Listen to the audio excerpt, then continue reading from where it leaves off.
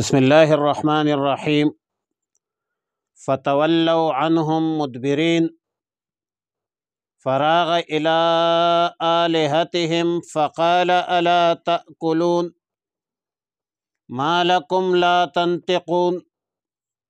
پارہ 23 سورہ الصافات، رکوع 3، آیات نمبر 90 تا 98۔ جب ابراہیم علیہ السلام کی قوم تہوار پر چلی گئی تو سیدنا ابراہیم علیہ السلام نے بڑی حکمت، جرأت اور ایمانی حمیت سے بتوں میں، صنم خانے میں، بت خانے میں جا گھسے اور استہزاءً کہا الا تأکلون، تمہارے سامنے یہ جو چڑھاوے پڑے ہیں تم اسے کھاتے کیوں نہیں ہو؟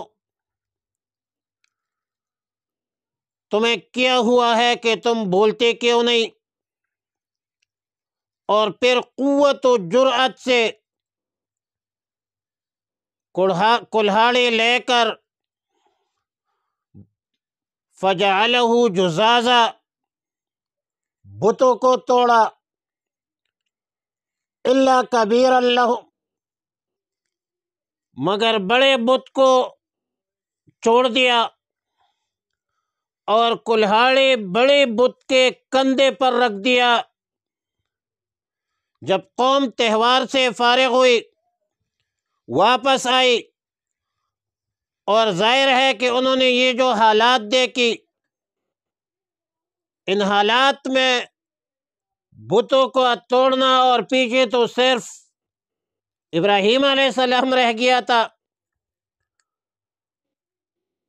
اور فتى يذكر يقال له ابراہیم، تفتیش ہوئی تو کہا کہ ایک جوان ہے ابراہیم علیہ السلام جس کا نام ہے، اس نے یہ کام کیا ہے۔ ابراہیم علیہ السلام سے پوچھا کہ یہ کام کس نے کیا ہے؟ ابراہیم علیہ السلام نے کہا کہ بڑے بت سے پوچھو، اگر یہ گفت و شنید کر سکتا ہے، بول سکتا ہے، لیکن ظاہر ہے کہ بت بڑا ہو، چھوٹا ہو، بے جان ہے، بے حس ہے، نہ سنتا ہے، نہ بولتا ہے، نہ اپنی حفاظت کر سکتا ہے، نہ دوسروں کی نصرت کر سکتا ہے، اور نہ کسی کے کام آتا ہے۔ اور یہ دعوت توحید دی ابراہیم علیہ السلام نے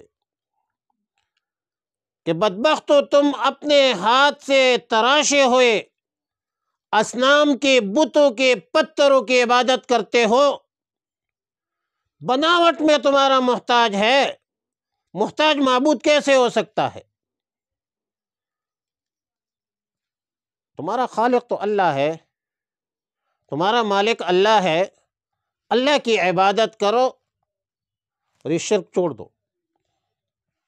لیکن جب مکالمہ، مناظرہ میں یہ لوگ، مکالمے میں، مناظرے میں یہ لوگ مغلوب ہو گئے تو آپس میں کہنے لگے کہ ابراہیم علیہ السلام کے لیے آتش خانہ تعمیر کرو اور اس میں آگ جلاؤ، اور اس دکھتے آگ میں ابراہیم علیہ السلام کو ڈال دو۔ لیکن ظاہر ہے تدبیر کند بندہ، تقدیر زنت خندہ، اللہ کی قدرت کو دیکھ لیجئے، آگ بھی تو مخلوق ہے، اللہ کا حکم کا تابع ہے۔ اللہ تعالیٰ نے آگ کو حکم دیا یا نار کونی بردا و سلاما علی ابراہیم، آگ ٹھنڈا ہو جاؤ، سلامتی والا ٹھنڈا ہو جاؤ، زیادہ ٹھنڈا بھی نہیں۔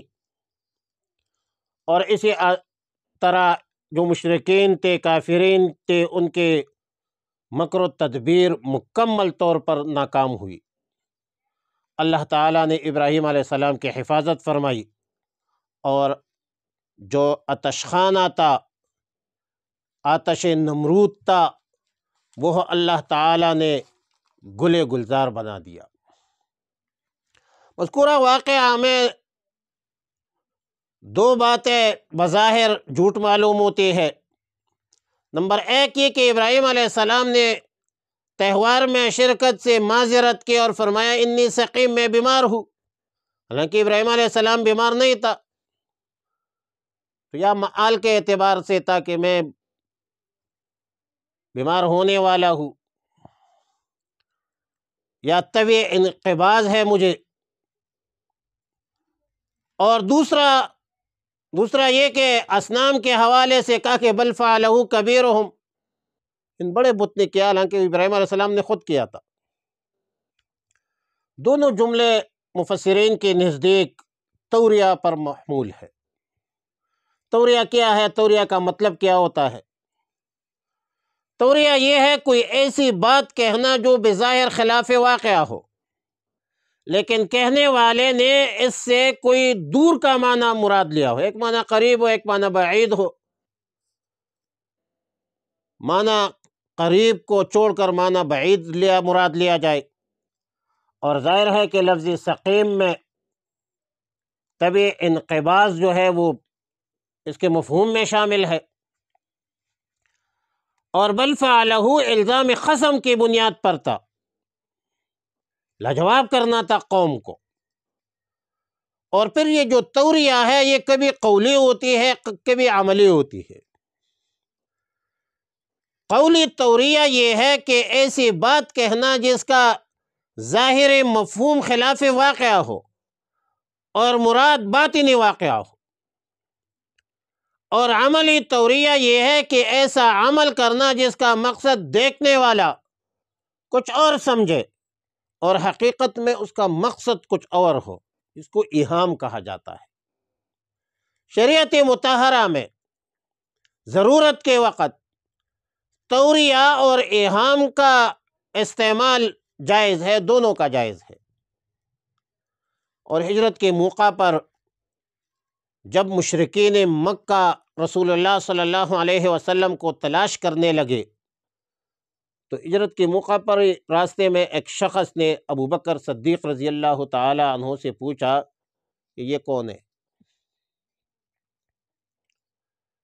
تو ابو بکر صدیق رضی اللہ تعالی عنہ نے جواب دیا ہوا ہادن یہدینی، بعض روایت میں ہوا رجل یہدین السبیل، رجل یہدین السبیل، یہ میرا رہنما ہے، مجھے راستہ دکھاتے ہیں۔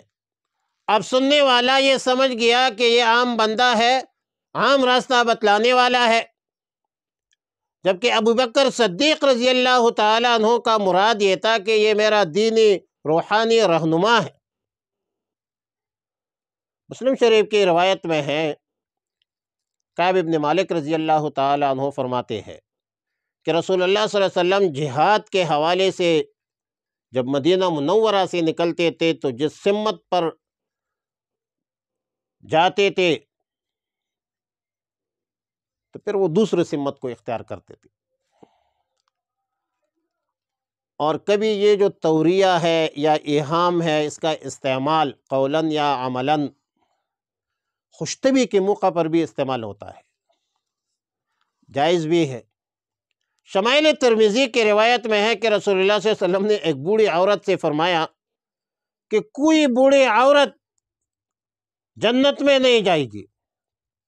بوڑھی عورت تھی، بڑی پریشان ہوئی یہ بات سن کر، تو بعد میں رسول اللہ صلی اللہ علیہ وسلم نے فرمایا کہ مطلب تشریف فرمایا کہ مطلب یہ ہے کہ بڑھاپے کے حالت میں کوئی عورت جنت میں نہیں جائے گی، جوان ہو کر جنت میں داخل ہوگی، اور جوانی کی حالت میں وہ جنت میں جائے گی۔ تو اس کو کہتے ہیں توریہ، اگر قولاً ہو تو توریہ ہے، اگر فعلاً ہو عملاً ہو تو پھر اس کو ایہام کہا جاتا ہے۔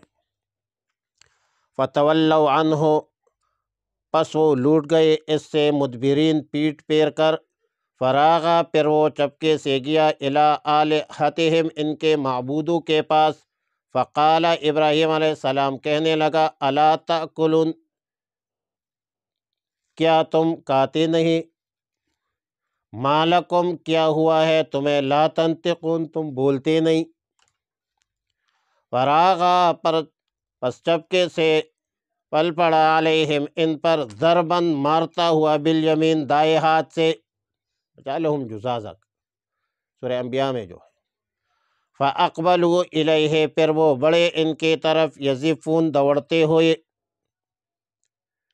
فقالا، کہا، اتعبدون، کیا تم پوجتے ہو، ما تنحتون، جن کو تم خود تراشتے ہو، واللہ، اللہ ہی، خلقکم، اللہ ہی نے تمہیں پیدا کیا ہے، وما تعملون، اور جو تم بناتے ہو۔